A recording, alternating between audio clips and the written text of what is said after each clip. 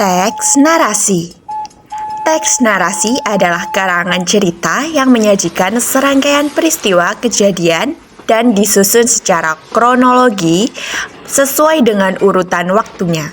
Dalam teks narasi, peristiwa yang ditulis bisa benar-benar terjadi atau khayalan. Teks narasi bertujuan menghibur pembacanya. Contoh teks narasi seperti cerpen, novel, dan cerita inspiratif. Ciri-ciri teks narasi. 1. Berisikan tentang cerita, kisah, dan peristiwa tertentu. 2. Memiliki alur yang jelas dari awal hingga akhir cerita. Yang ketiga, terdapat suatu peristiwa atau konflik. Yang keempat, ada unsur-unsur pembentuk seperti tema, latar, alur, karakter, dan sudut pandang. Struktur teks narasi ada 4, ada orientasi, komplikasi, resolusi, dan reorientasi. Orientasi berisikan waktu, tempat, tokoh, serta watak setiap tokohnya dan apa yang sedang terjadi. Komplikasi menceritakan kejadian penting, sebab, dan pemicu yang menimbulkan konflik antar tokoh. Resolusi, konflik menurun dan dapat diselesaikan. Reorientasi, penutup teks yang berisi pesan moral cerita tersebut. Tahap ini wajib dalam setiap teks narasi. Tujuan teks narasi. Yang pertama, memberikan informasi untuk menambah pengetahuan. Yang kedua, memberikan wawasan bagi pembaca. Yang ketiga, menggunakan kata penghubung penanda waktu. Nah, lalu bagaimana sih cara menulis teks narasi? Yang pertama yaitu mencari dan menemukan tema serta amanat yang ingin disampaikan. Yang kedua, menentukan sasaran pembaca. Yang ketiga, membuat rancangan mengenai peristiwa utama dan pembentukan alur sesuai skema yang ingin ditampilkan.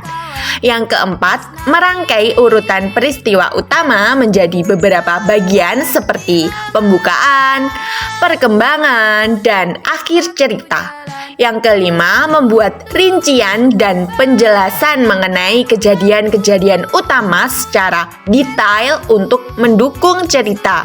Yang keenam, menyusun skema, tokoh, watak, alur, latar, dan sudut pandang. Nah, kalian sudah memahami kan tentang apa sih yang namanya teks narasi, bagaimana strukturnya, dan bagaimana cara membuat teks narasi. Sekarang, Ibu memiliki teks narasi. Kalian simak ya. Liburan ke rumah nenek. Pada suatu hari yang cerah, Dini dan ibunya akan berlibur ke rumah nenek di desa. Dini pergi ke rumah nenek menggunakan kereta api.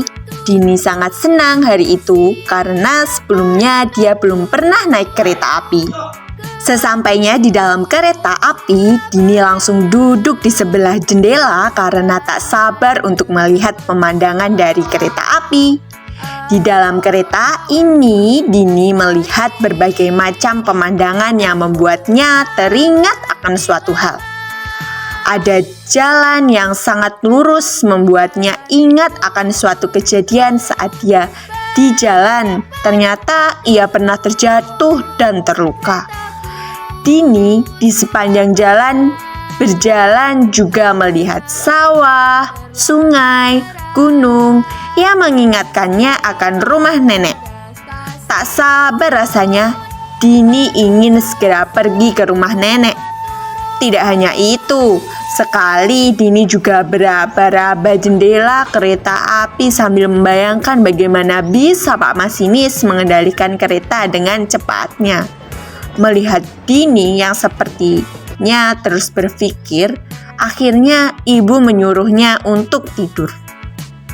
Saat ibu membangunkan Dini, ternyata sudah sampai.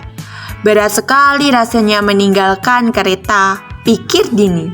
Lalu malamnya ia menulis di buku diari, senang bisa naik kereta.